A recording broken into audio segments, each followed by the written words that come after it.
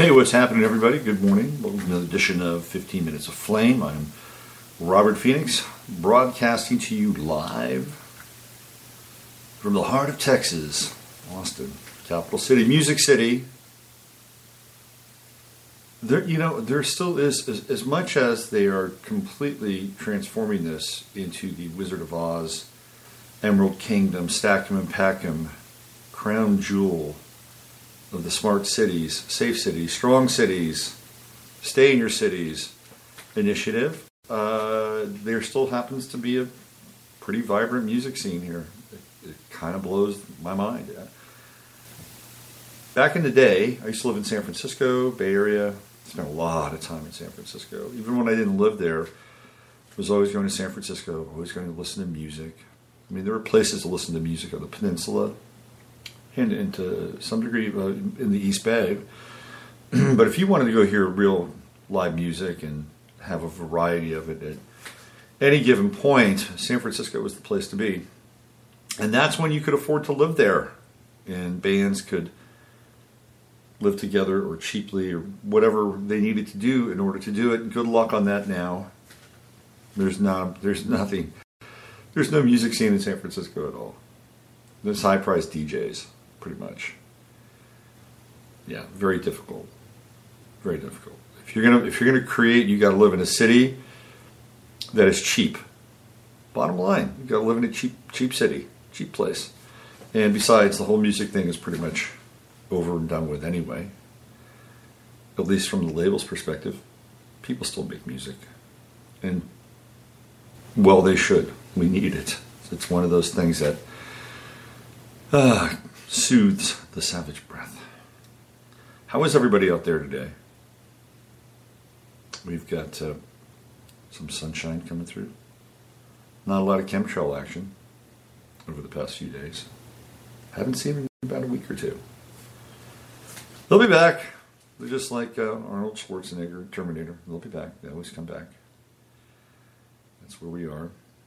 So, got some great feedback on yesterday's show. Thank you. It was a lot of fun. I got fired up yesterday. Give you a little bit of a follow-up on Jamele Hill, and we're going to get into some other territory today. Jamele Hill has been exonerated by ESPN. It's very interesting. It's very, very interesting because there are two things going on here. And I'm going to talk about both of them. And one of them, got to cross some county lines here. With respect to her being able to push her message out into the world, she claims that that's her personal opinion, and that it has nothing to do with ESPN. So we're at a point now. She is now, okay, this is an interesting kind of moment in time. Because nothing has happened and nothing will happen to Jamele Hill. She will not be suspended. She may continue to post her own personal opinions. And for this, I think we should be grateful for her doing it. And be grateful for ESPN to not fire her. Because what it does is it sets a precedent. Because she claimed that this was her personal opinion, even though they're always referencing Twitter on the show that she does with Michael W. Smith called The Six. And as a personality, is your Twitter account solely and wholly independent of your status as a broadcaster and media personality? That's a very fine line, and we could spend years in courts trying to determine, where one begins and where the other ends, where the personality ends and the brand begins, right? But that said, because she was able to be exonerated by the gods of Disney and ESPN and nothing will happen to her, I think it's open season now. I think Jamele Hill has become the reverse Rosa Parks of free speech. And I think all celebrities now have the freedom, whether they do it or not, they have the freedom to express who they are on their Twitter account, because that's not connected to their movie or that's not connected to their TV show. It's a personal opinion. And if somebody loses a sponsorship or a job or a show, they can go to court and they could cite that Jamele Hill, based on the same thing, was not fired. While it was not a legal ruling, clearly in the court of public opinion, she's been exonerated. So to that degree, to that extent, we should thank Jamele Hill. Thank you for doing that. Thank you for crossing that line, and thank you for sharing and being supported by ESPN that your opinion is different than the opinion that you share on the air. So, ladies and gentlemen, it theoretically should be open season for truth. Now, whether or not anybody has the Cossacks to do that, to cross that line, well, that remains to be seen.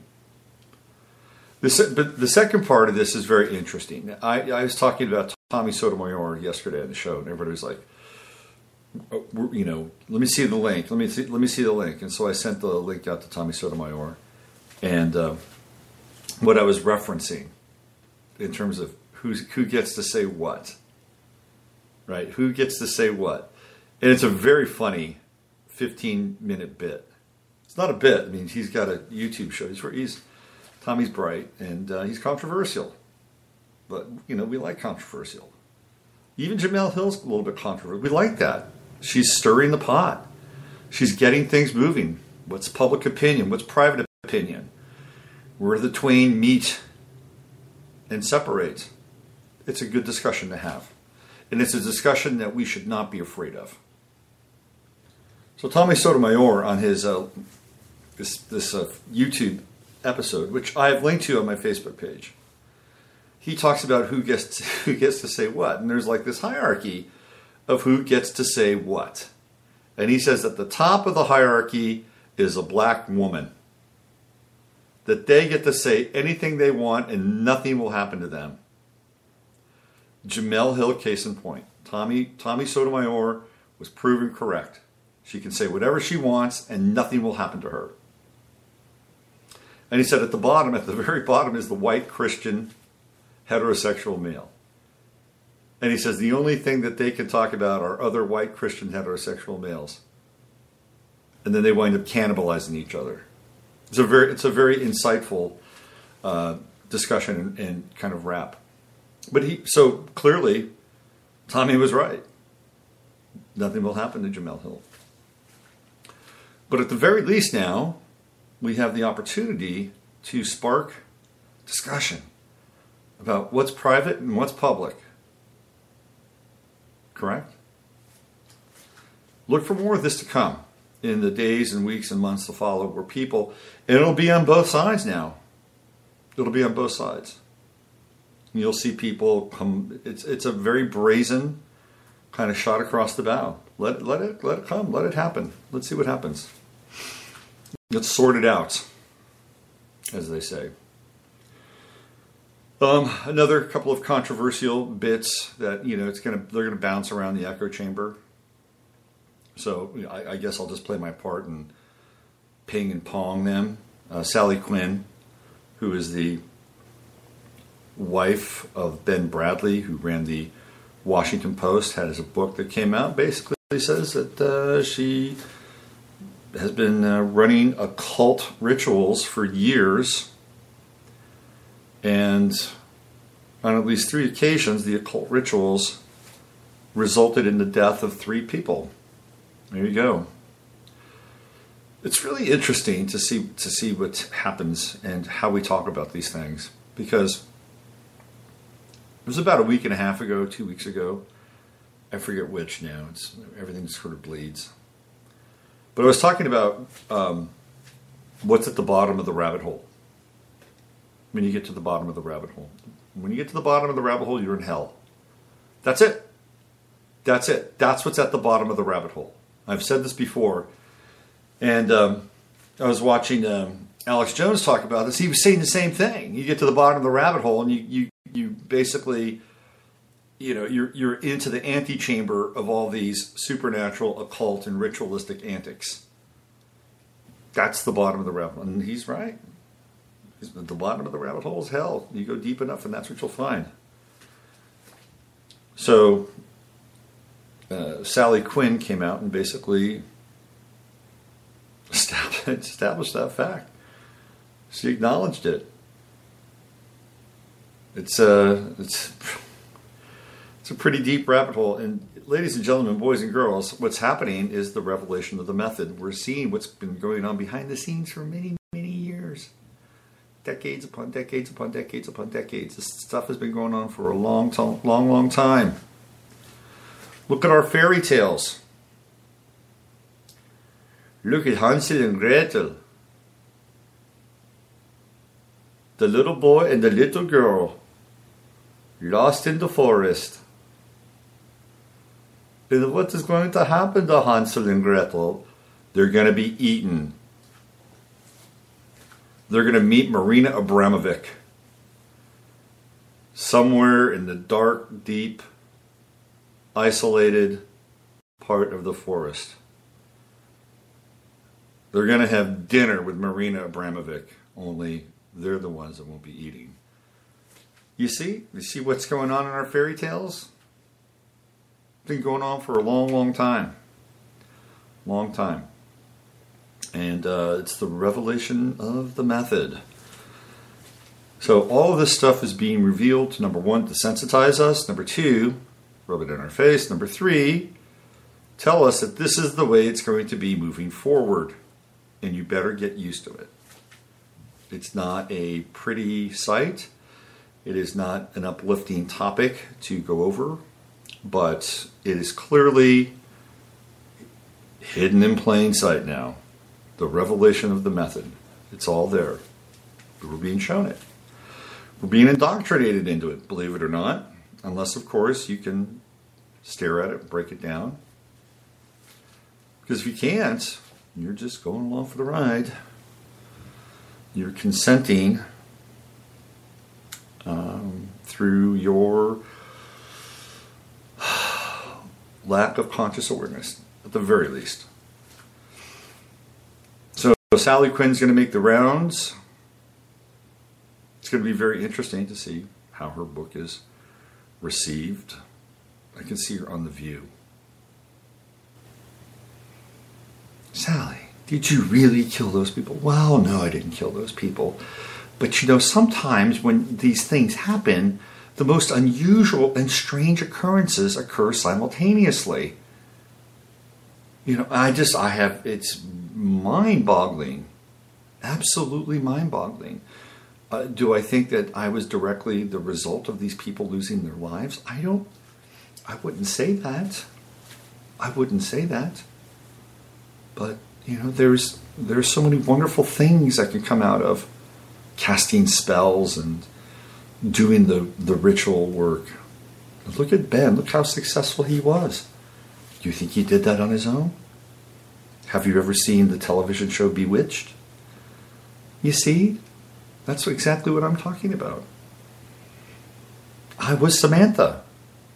Just a little twinkle of her nose. And then, of course, she'll make the rounds of Oprah. And Oprah said, well, we have Sally's book right here. And guess what? It's under everybody's chair. And they'll go home and say, oh, honey, could you take me to the other side of town today? There's a little shop over there that I want to visit. I think it's near the golf course. You can go play a round of golf, and I'm going to go over to this little shop and pick up a few things. Like Eye of Newt. Anyway, that's happening. That's good. You're going to hear about Sally Quinn. Just letting you know. The other thing you're going to hear about is this video, this rap video where they hang a little white boy. That's right. So a 19, 20-year-old rapper has this video out. I think I don't know, maybe he's older than that. And it's very disturbing. It may be the most disturbing video I've ever seen. Ever. Ever, ever, ever. So, people don't understand that it's, they say, well, it's just art. It's just art. That's all it is. It's just art. Or it's bad art. Well, it'll be interesting to see what happens. I mean, there are far less offensive videos on YouTube that get demonetized, demonetized. We'll see what happens with this one and see where YouTube's standards, community standards for acceptable content get fleshed out on this one. Okay, we've got all the kind of gory, sordid social headlines out of the way, and we're halfway through the show. So part of what we're going to talk about today, in addition to those gruesome little pit stops, is what's happening in the Middle East, because something big is happening over there. And this is from the website Antimedia, the antimedia.org. Pretty good website. Let me just go in there. Here's the headline. Israel's getting ready for a major war and no one is talking about it. This was written by Darius Shahata-Masabi. It's a long name. And I can't believe I said it right. Shahata-Masabi. Just call him Darius. Posted yesterday. Actually 2 days ago. Last week, Israel began holding its largest military drill in 20 years, and it was specifically designed to simulate a war with Hezbollah. The Israel Defense Forces, IDF, has deployed thousands of air, sea, and land personnel to the Lebanese border for its biggest military drill in almost 2 decades. A show of strength designed to intimidate Hezbollah and Iran, even as their power grows in neighboring Syria. Beginning last Monday, soldiers and reservists alike practiced simulating a 10-day-long war with Hezbollah, an Iranian-sponsored Shia militant group located mainly in Lebanon. Okay, so let's just, keep this in mind here, right? Even the soldiers playing the role of Hezbollah were to be dressed in the group's traditional attire and will don their yellow and green flag. There's so many false fronts in the world. The purpose of the drill is to test the fitness of the Northern Command and the relevant battalions during an emergency, one IDF officer told Haaretz. In the exercise, Israel was to give the armed forces an order to vanquish Hezbollah, the state which Hezbollah either has no ability or desire to attack anyone anymore, the IDF officer explained. The drill, known as Light of the Grain. Light of the Grain. Where do they come up with these names? Light of the Grain. Took 18 months to plan. It utilizes fighter planes, ships, submarines, drones, cyber and canine units, and Israel's missile defense system.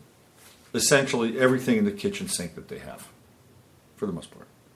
Speaking of Israel's defense missile system, Defense News recently reported that Israel is readying its Iron Dome defense system for its first intercept test in the U.S. Part and parcel of the U.S. Army's demonstration aimed at selecting an interim solution for a medium and short-range air defense system. So they're going to, check this out. So they're not going to test it in the Middle East. They're going to set up a model of Iron Dome inside the U.S. and they're going to test it. They're going to have whatever missiles. It's an intercept, right? It's an intercept system. Whatever missiles that they're buying, usually it's from the U.S. They're going to have U.S. missiles, and they're going to fire. U.S. is going to fire missiles at the Iron Dome system here in the United States. Not there. That should tell you about everything.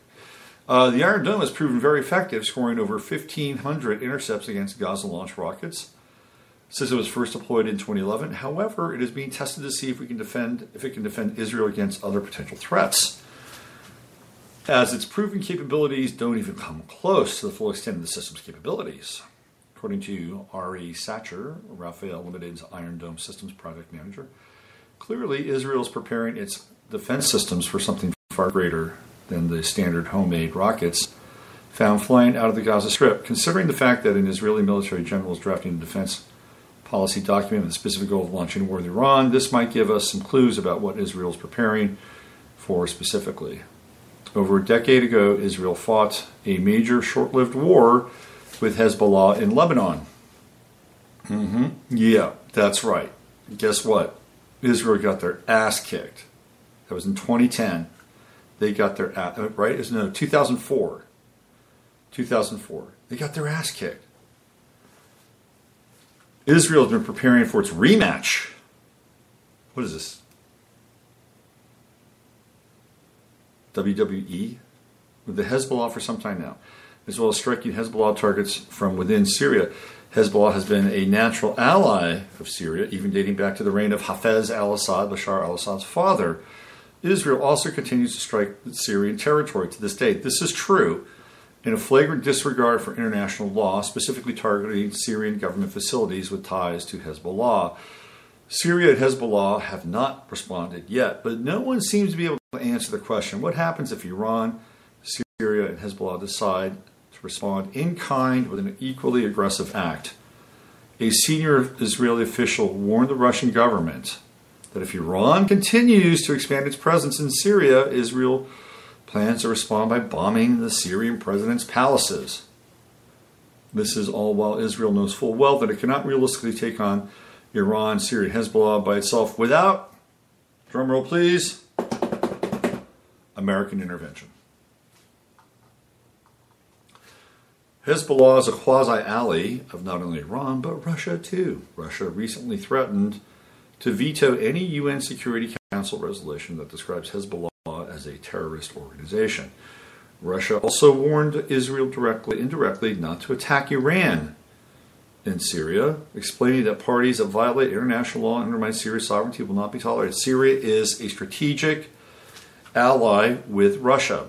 This is all about the gas in the Golan Heights. The gas and the oil in the Golan Heights. This is what Israel wants. This is why they invented ISIS. They invented ISIS to go in and regime change Syria so that they could have the Crown Prince of Jordan take over and run Syria, and then give Israel the rights, the fuel rights to the gas and the oil in the Golan Heights. That, and also because Israel has a deep-seated fear over Iran. They want Iran off the map and out of the picture. So they could theoretically kill two birds with one stone here. ISIS, which was a creation of the United States, Israel, Turkey, Saudi Arabia, and Great Britain, failed and failed miserably. Now, some people think that ISIS is a creation of Russia. I don't believe that at all. But they failed miserably. ISIS did not accomplish its goal. They did not force the regime change in Syria. So now Israel's pissed. And they say, okay, well, now that this ISIS thing failed, now we've got to get involved directly. They're not going to let up. They're not. And where is the UN with stuff like this? Just, the UN's a bunch of horse shit anyway, right? But where's the UN? They're too busy flipping our cities in this country. That's what they're doing. Nobody ever sanctions Israel, do they? For their aggression. Here in this country, now you can't. States are passing laws that if you decide that you want to sanction Israel, you're screwed. You can't do business with the state anymore. They just passed a law like that in Texas. So they're just they're putting their ducks in a row just in case people get pissed off and say, these people are totally aggressive and destabilizing a certain part of the world in kind of a big way. Let's see what else we have here. It says, not to mention that in response to Donald Trump's April strike on the Syrian government, Russia And Iran issued a joint statement with Hezbollah warning that the next time such an attack occurs, they will all respond in kind. So that was clearly, whatever that was, the dog barking, setting up the table so Russia can run it and smash it. It is also worth noting that Hezbollah has spent 6 years in the brutal Syrian battle arena, during which time they have attained new recruits, battle-hardened their members, and developed the belief that they can successfully take on a number of military forces in the region. As The Hill explains, the new cadre of fighters Hezbollah is bringing in also professionalizing what was once previously an explicitly guerrilla-trained organization. The fight for Syria against the nominally Sunni Takfiri apostate ISIS has been a gift to the Shia Hezbollah, spurring recruitment efforts. Put simply, Hezbollah is not just getting better at fighting, its army is also getting bigger. So according to this piece, let's see, Hezbollah has 13,000 rockets, and this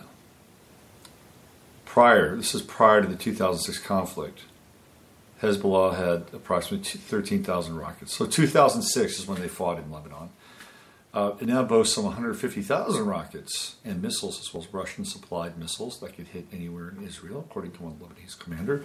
Unsurprisingly, none of this is headline news. Only those paying attention are aware of these looming developments and the dangers of a direct confrontation involving Israel, a stalwart ally of America, approaching the Middle East's numerous battle theaters. Whether or not the world will sleepwalk into this war remains to be seen. Perhaps and ideally, Israel's invasion simulation will act as a deterrent only and ensure that cooler heads will prevail in order to defuse the situation between these regional adversaries. Well,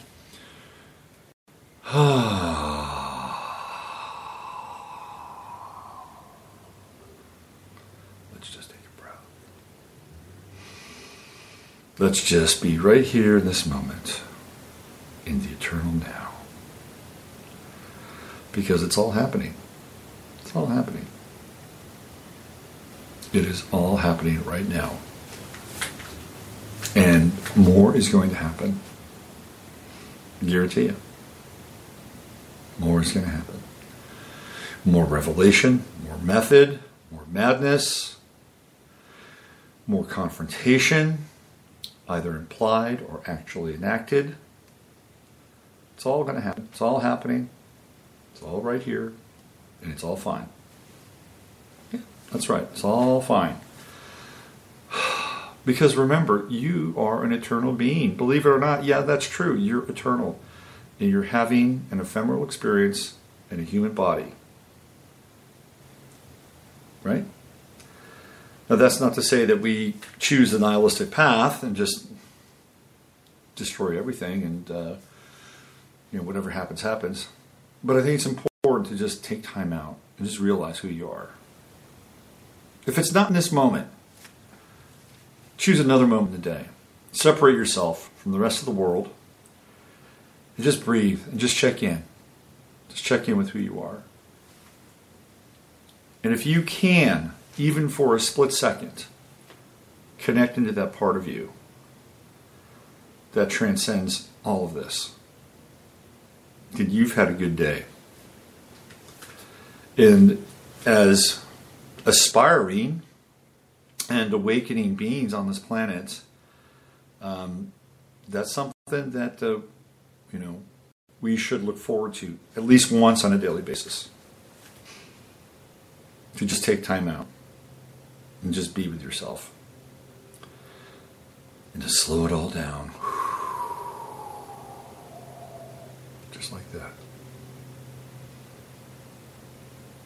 And not get swept up in the tide of history and emotion. Because these things are happening. We know they're happening. To the degree that we can and understand them. And as conscious and aware beings, reality busting, the best place to be is right in your center. One more time, here we go. Oh, that's good. That's really good. So why don't we stop there today? And know that the swirl of events is taking place around you. But just like Irma, you are the eye of the hurricane. You are the center of the storm. And I guess if you're Walt Whitman, you're the storm itself too. But that's for another day and another show. All right. You know the drill. Use your head to discern what's real. Your heart to stay open to what's possible. I'm Robert Phoenix. You've been listening to 15 Minutes of Flame. We'll be back. It's tomorrow. Tomorrow is Friday. I don't know if I'm going to be doing the Farcast because I'll probably be headed down to Houston tomorrow for the New Paracon Festival show expo. You'll be able to, if you're in the greater Houston area or the greater Texas area, I'll be down there for 2 days, speaking on Saturday and Sunday. Down there at 10:30 on both days, and I'll be doing readings as well. So that's it. Use your head to discern what's real, your heart to step what's possible. I am Robert Phoenix.